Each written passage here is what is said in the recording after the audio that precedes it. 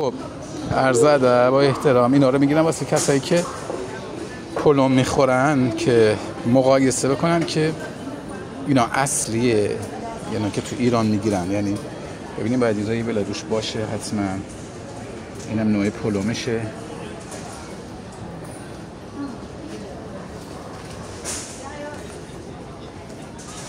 این شرابات من نشون میدم برای نوع پلم پاش.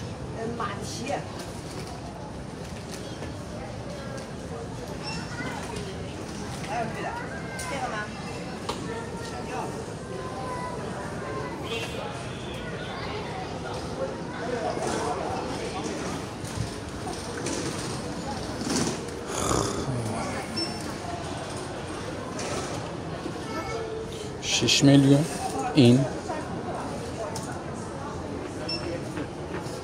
حدوداً 8 میلیون خورده ای 10 میلیون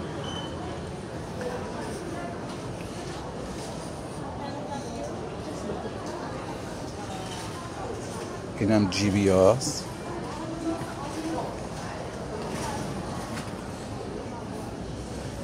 و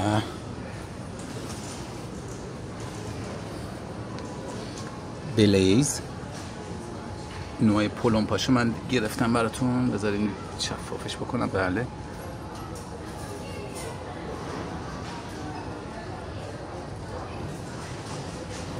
سه میلیونه حدوداً. اینم 3 میلیونه بلیز.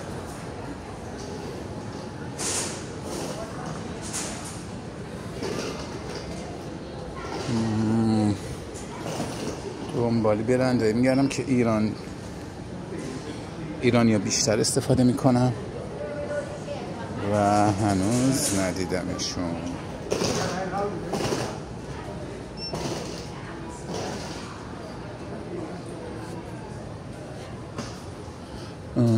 خب اینم بلک لیبره. اینم نوع بسته بندیش و قیمتش هم 5 تومنه. اینجا حدوداً 5 تومنه بچه.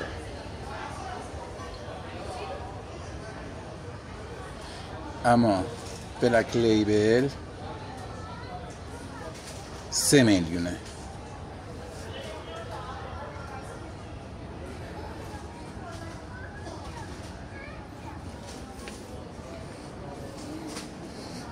و جک دنیل اینم پلم پسر ویسکی ها.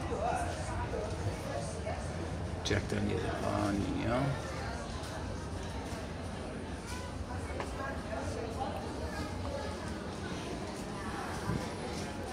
قیمتش هم بذاریم ببینم قیمتش چقدره. قیمتش هم این 1,800 جک دنیلز. این حدودا 1,800. اونم همینجوره 1,800. تو همه‌تون خالی که خیلی هست.